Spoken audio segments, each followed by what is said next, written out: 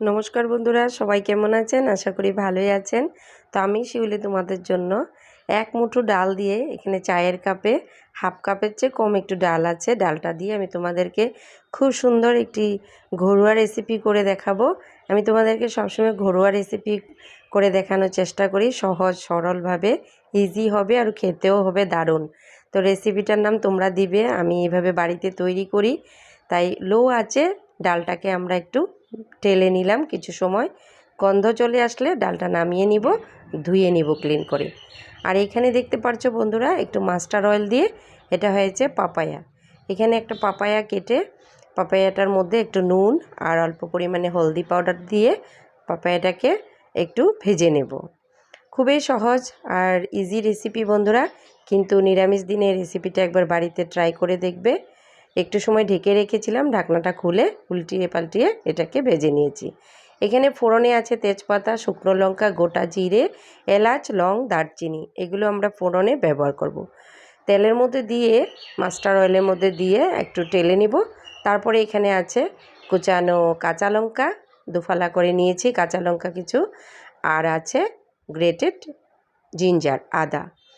মশলাটাকে একটু ভেজে আদাটাকে ওর মধ্যে দিয়ে দিলাম হাফ টিস্পুন মতন হলদি পাউডার, হাফ টিস্পুন জিরা পাউডার, হাফ টিস্পুন ধনে পাউডার, আর দিয়ে দিলাম একদম অল্প পরিমাণে কাশ্মীরি রেড চিলি পাউডার। সব কিছু একটু তেলের মধ্যে টেলে ওর মধ্যে যে ডালটা ভেজে রেখেছিলাম বন্ধুরা, ডালটাকে ভালো করে ধুয়ে এর মধ্যে দিয়ে দিব। দিয়ে ডালটাকে আমরা 2 মিনিট মতন এভাবে ভেজে নেব, মশলার সাথে কষিয়ে নিব। আর এটা দেখতে পাচ্ছ বন্ধুরা, এটা হয়েছে বয়েল পটেটো, বয়েল আলু। আলুটাকে বয়েল করে টুকরো টুকরো করে কেটে নিয়েছি, সেটাকেও একসাথে সব কিছু একটু সময় নাড়াচাড়ি করে মিক্স করে নেব, একটু কষিয়ে নিব সব কিছু একসাথে।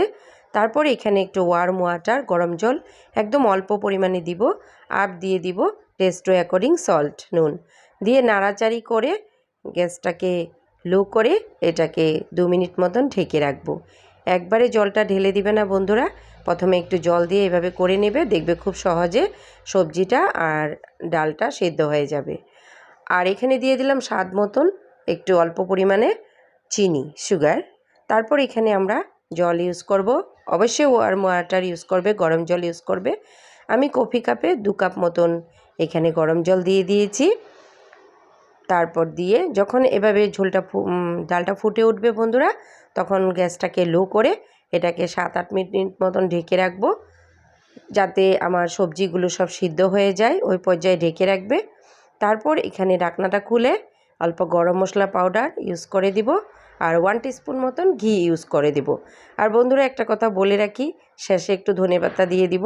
বন্ধুরা একটা কথা বলে রাখি, তোমাদেরকে দেখাতে ভুলে গেছি, জানি না কেন হয়, আমার ভিডিওটা স্কিপ্ট হয়ে গেছিলো।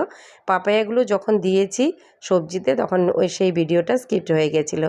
অবশ্যই বাড়িতে একবার ট্রাই করবেন, ঢাকা দিয়ে একটু স্ট্যান্ডিং টাইমে রেখে দিবেন। আবারও চলে আসবো অন্য কিছু রেসিপি নিয়ে। ভালো থাকবেন সবাই, সুস্থ থাকবেন।